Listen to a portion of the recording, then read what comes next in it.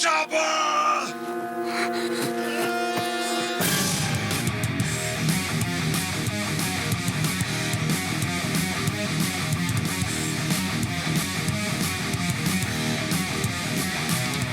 Looks like meat's back on the menu, boys!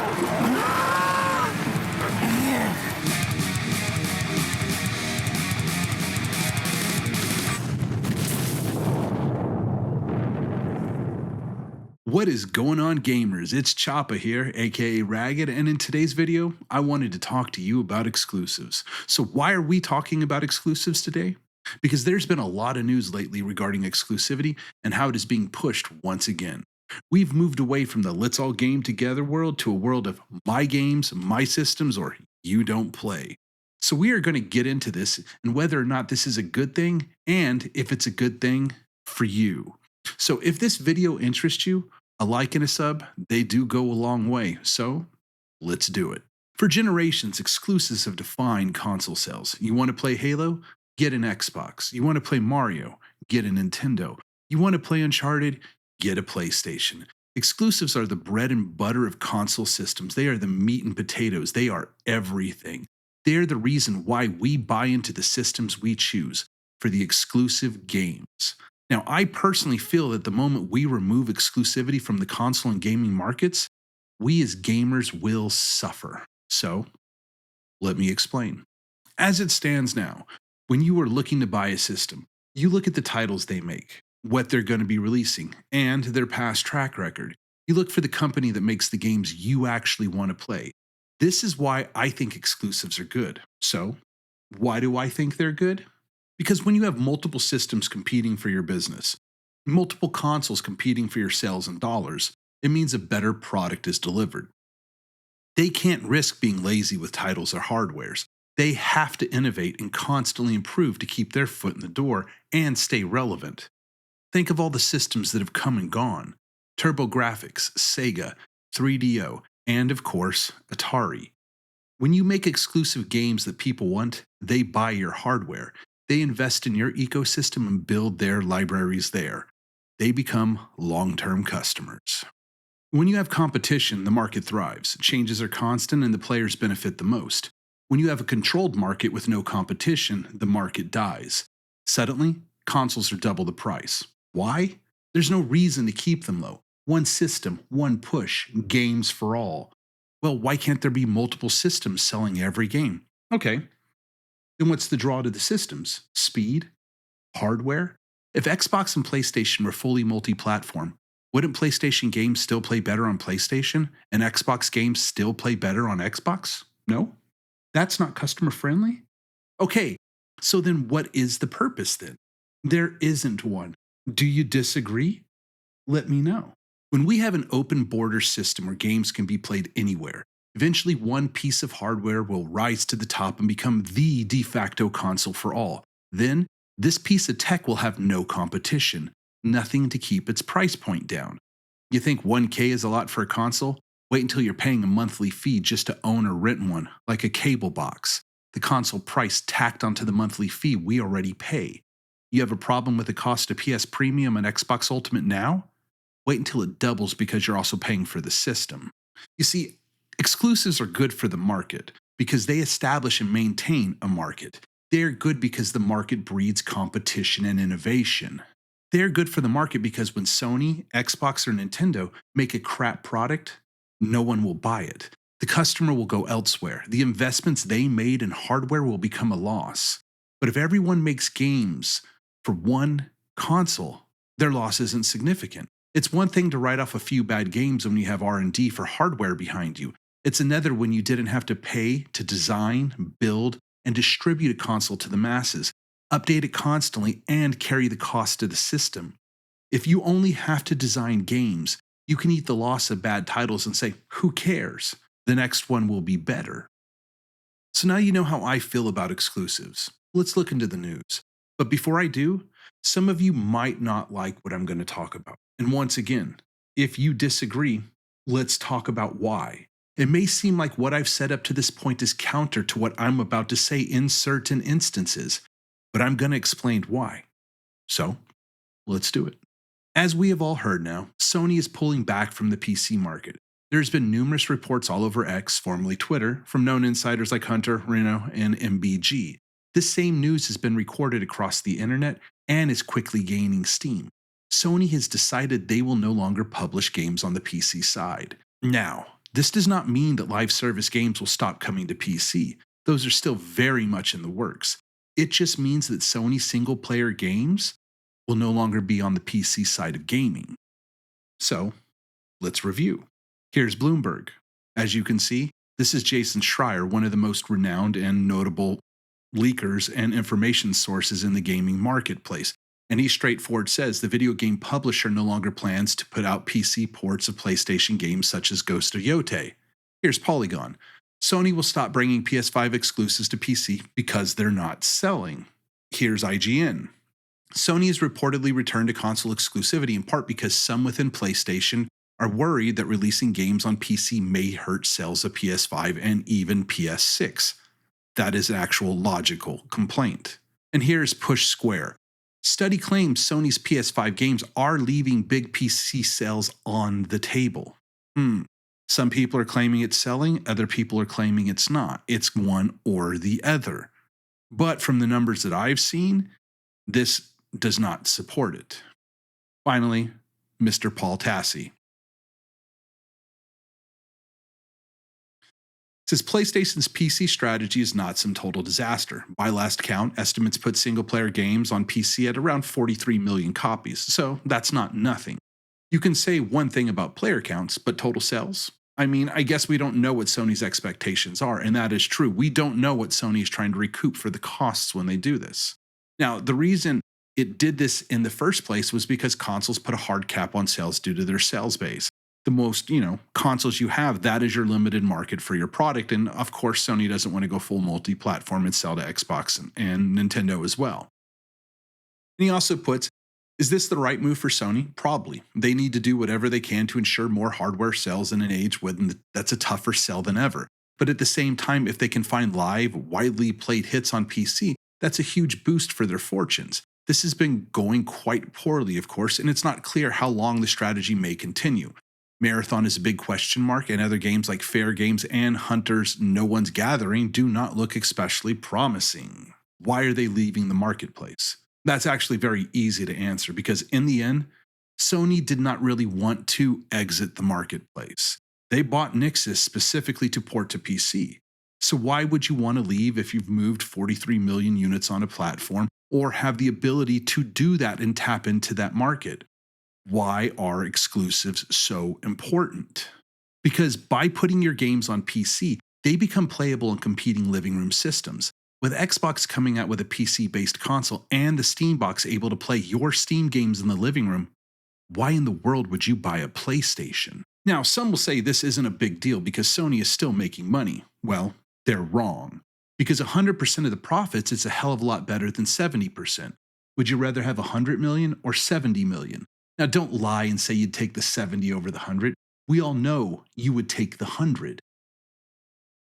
But by releasing PlayStation games on PC, Sony dilutes its market share. It suddenly sells less hardware, which also means it loses out on 30% cut that it also makes from third-party sales on its own hardware.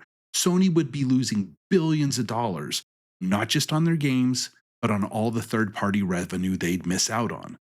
This also dilutes the brand. You see, when you start buying most of your games on one platform, the next time a new system comes out, maybe you just buy the new Steambox and you wait for Sony's games instead of buying a Steambox and a PS6. You cannot look at this topic only in the now. You have to apply it to the future. By allowing systems like Steambox and Helix to play PlayStation games, Sony would devalue its brand and lose out on tens of billions over the remainder of the brand's life. This could actually lead to the eventual closure of Sony in 10 to 20 years. And this is exactly why Sony is leaving the PC marketplace. Don't agree? Let me know. Now, let's move on to the next one. Xbox, oh Xbox. Forever the sideshow Bob stepping on rakes again and again and again, forever trying to lead from the back and innovate from behind. Now, I know it sounds like I don't like Xbox, but that would be wrong. I do like Xbox.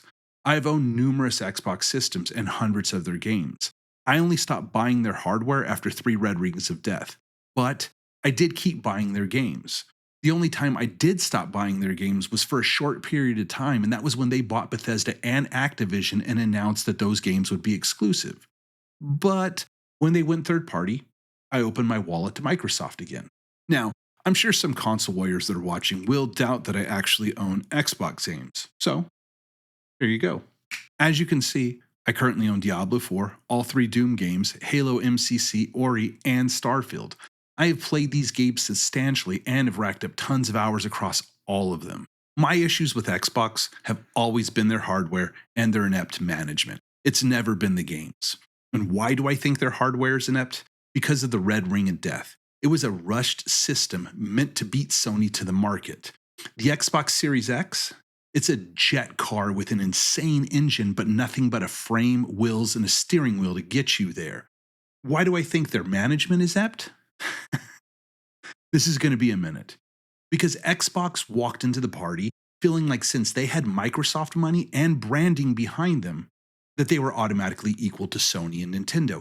They felt that they could, as Matt Booty said, spin Sony out of business.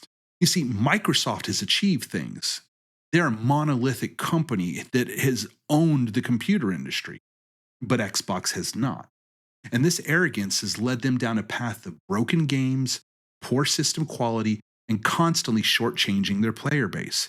After multiple generations of being a fan and a customer, I left the Xbox brand. Now, is Sony some saint of a company? No, they've screwed up a lot. But at least they deliver top tier games. Because for generations, Xbox has canceled projects, released broken games, shut down studios that make winning titles, and shortchanged their own developers. This is not an Xbox issue. This is an Xbox leadership issue. Part of being in charge is making decisions that can either make you the hero or the villain. Xbox has been trying to take a bite out of the game resale market for a long time now. It's why they suffered the horrible E3 debacle with the release of the Xbox One. Always online, can't loan out games, have to buy a license to play. Xbox doesn't like people making money off their games when they aren't getting a cut. They wanted DRM to ensure they squeezed every drop of cash out of the games they sold. As we all know, that failed horribly, epically. So what do? Well, Phil Spencer had an idea. He thought he saw the future of gaming. You see, with the rise of Netflix, Phil thought he would take the idea of the Sega Game Channel and expand on it greatly. This would remove the reseller market and give Xbox a constant flow of revenue. Game Pass was born. But wait, Choppa, wait. What about exclusives? That's what we're supposed to be talking about. And you are right, we are. What I'm doing now is I'm providing evidence to give context to my point. Game Pass debuted, removed the resellers, provided constant money, and started what looked like a juggernaut. People signed up in droves. Why pay for a game when you can pay for the service, rent the game, beat it, and move on? Why pay for one game when you can get tons of games instead? It sounded genius on paper. But this is where the problems begin. You see, Xbox had numerous promotions to drive Game Pass. Subs for $1, stack your subscriptions, build them out. Get customers in, let them see the wealth, and go. But this was a two-pronged failure for Xbox. So, how? When you allow your player base to stack subscriptions for years for next to nothing, you are removing that revenue from the pool. You are removing the funding needed to fill the service with games. Suddenly, when a huge chunk of your users are paid up for 3 to 5 years, you don't have that revenue stream anymore. You have to rely on those who come after. But what if they don't show? What if your gamers stop buying games on your system and just rely on your service instead? With half your service being paid up for years, this is a disaster. And this is exactly what happened to Xbox. Game Pass reached its max user count and its sales plateaued. The number of people signing up stopped hard and fast. People would trickle in and out, resub, leave. But they also wouldn't buy games. And this is the second problem. Creating a culture of gamers who rely on a service rather than a purchase. This has infinitely hurt Xbox. Instead of building a strong culture based on game sales and third party numbers, Xbox had a player base that was partially subbed for years and massively reduced the number of games it actually bought. Phil Spencer even admitted that Game Pass cannibalized sales of games on Xbox during the FTC trial for the Activision purchase. So you have a market you created that now relies on your service, not your sales. You have a market you trained to log in, download, delete, and move on. You have declining sales numbers. What do? Because you're stuck now. You're all in. You have to do something drastic to move the needle. And what do? You buy Activision and Bethesda and make their games exclusive. There you go, Chopper. Back to the point. Almost. We're about there. This was a disaster for them. Over $70 billion, one of the largest acquisitions in US history, and it barely moved the needle on Game Pass. It was expected that with Call of Duty and Overwatch on Game Pass, the floodgates would open as people flocked to the Xbox ecosystem. Why pay for COD when you can just sub to Game Pass? Except it didn't happen. Suddenly, Xbox is closing studios and pushing games out fast to hit profit margins. Subs started to drop, system sales were plummeting, and Xbox fans were getting pissed. This isn't good. This is where, once again, Xbox. You see, had Xbox built an ecosystem based around game sales, had they moved away from the day and date aspect of Game Pass and actually sold the games first, Xbox would be in the exact same position as Sony, the position where being a console with exclusive games was massively beneficial. But it's not. It's actually a detriment at this point. How? Well, remember how I told you at the start that some parts would counter my earlier points? Well, this is it. When Xbox created a rental culture, it killed their game sales market. They are stuck now. Abandon that model and you lose customers to Sony and Nintendo. Stick with that model and you lose billions. So how does Xbox survive? How do they pivot? It's not by moving into the PC market. It's not by competing against Steam. Steam had decades to build their structure and infrastructure. They are PC gaming. Look no further than Epic, which has struggled to compete against them. So, how do they pivot? By selling their games on other systems. Yes, the most beneficial step forward for Microsoft is to push their games on PlayStation, PC, and Nintendo. Systems where there is still very much a culture of game ownership where people still actually buy things. This right here is why Xbox cannot afford to go exclusive. This is exactly why Xbox will continue to release all of its games on PlayStation.